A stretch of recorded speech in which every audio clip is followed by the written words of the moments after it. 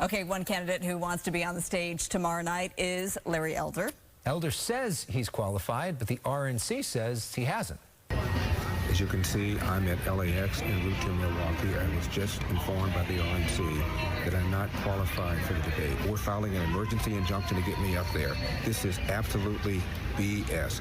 It is designed, in my opinion, to make sure that Ron DeSantis is the nominee, anybody other than Trump. This is BS. I will see you in Milwaukee. Out.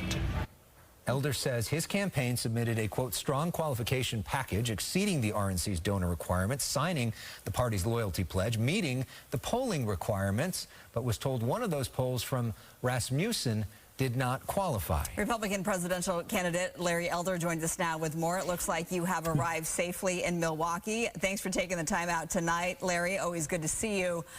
You mentioned the emergency injunction, essentially a lawsuit that you're filing against RNC. Where does that stand right now?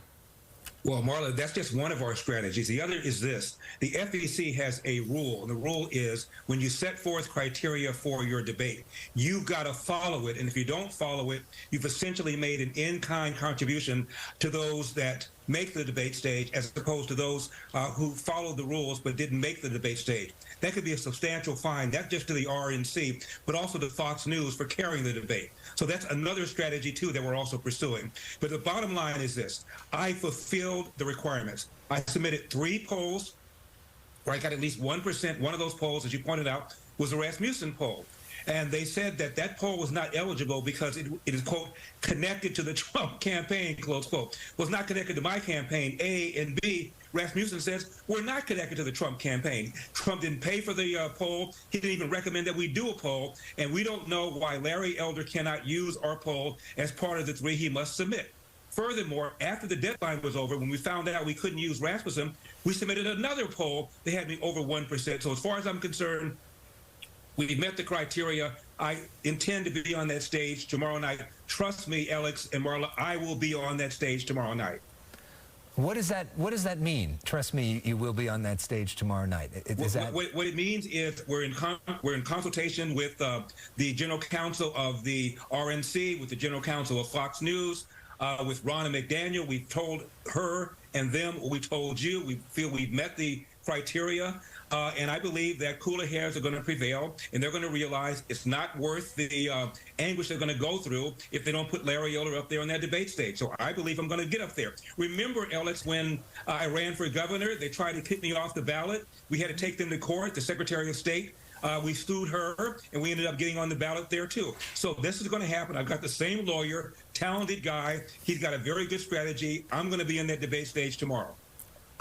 And if you are not on the debate stage, where will you be watching the debate? Marla, there's no if. What did Yoda say? There is no try, there is only do.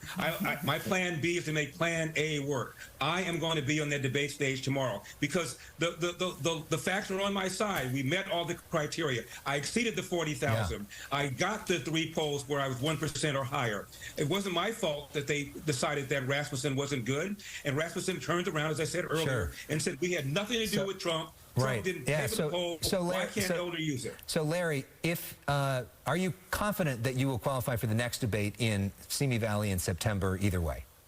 Particularly if I get on that debate stage tomorrow, because I'm going to give a really good performance. You're going to hear my backstory about my father being thrown out of the house when he was 13 years old. They're going to hear the issues, in addition to the issues that Bill mentioned, the epidemic of fatherlessness, the lie that America is systemically racist, the need for school choice, the need to get rid of these soft on crime George Soros-backed DAs, and the need for an amendment to the Constitution to fix spending to a certain percentage of the GDP, with exception for war and for natural disaster. These are the kinds of things nobody but Larry Elder is talking about. They're going to hear these kinds of things, and once they do, it's going to be game on, hold my beer. Well, Larry, just for entertainment's sake, I hope you're on the stage because it would be a lot more fun with you there.